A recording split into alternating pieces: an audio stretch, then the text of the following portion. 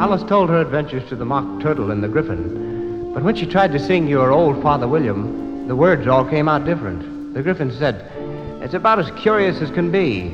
Stand up and repeat, 'Tis the voice of the sluggard. Alice began, but the words came out very queer indeed. 'Tis the voice of the lobster, I heard him declare, You have baked me too brown, I must sugar my hair. As a duck with its eyelids, so he with his nose trims his belt and his buttons and turns out his toes.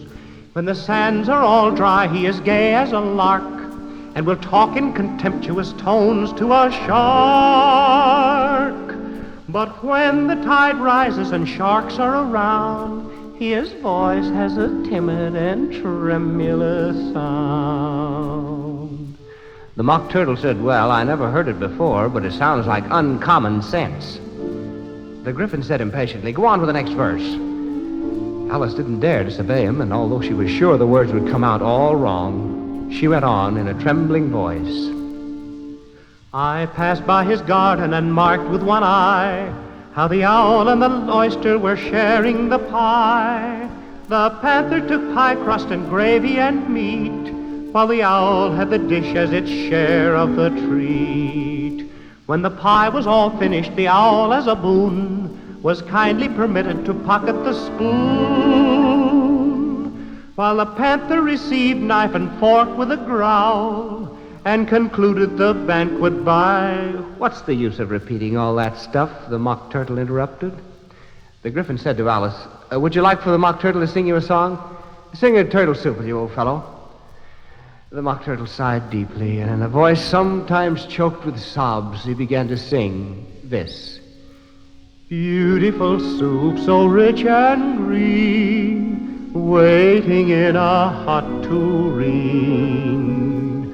Who for such dainties would not stoop? Soup of the evening, beautiful soup. Soup of the evening, beautiful soup. Beautiful soup. Beautiful soup. Soup of the evening.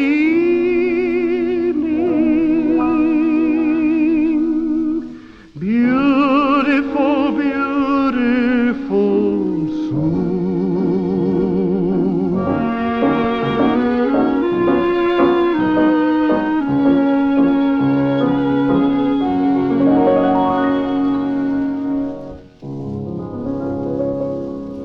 Beautiful soup, who cares for fish, game, or any other dish?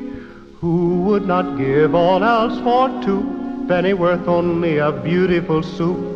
Pennyworth only a beautiful soup.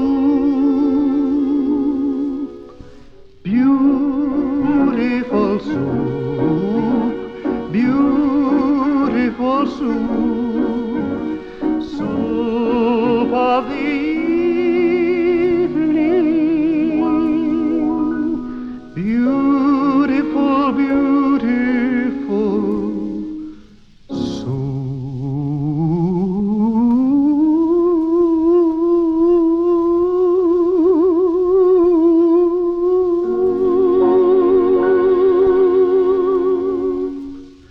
Just then they heard someone say, The trial's beginning. So they hurried to the trial.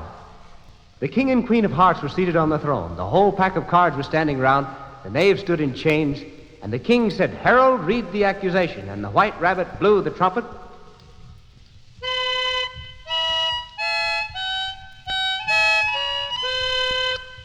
Then he read the accusation. The queen of hearts, she made some tarts all on a summer's day. The knave of hearts, he stole those tarts and took them quite away. The trial went on till the white rabbit found some verses and read them to the jury. They told me you had been to her and mentioned me to him. She gave me a good character but said I could not swim. He sent them word I had not gone, we know it to be true. If she should push the matter on, what would become of you? I gave her one, they gave him two, you gave us three or more. They all returned from him to you, though they were mine before.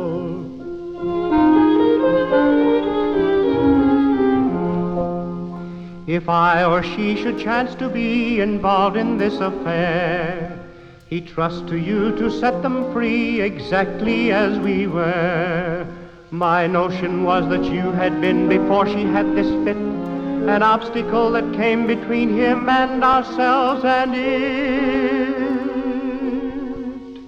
Don't let him know she liked them best, for this must never be a secret kept from all the rest between yourself and me. Stuff and nonsense, said Alice. Hold your tongue, shouted the Queen, turning purple. I won't, said Alice. Off with our heads, shouted the Queen. Who cares for you, said Alice. You're nothing but a pack of cards. And at that, the whole pack rose up in the air and came flying down upon her. Alice tried to beat them off, and she woke up.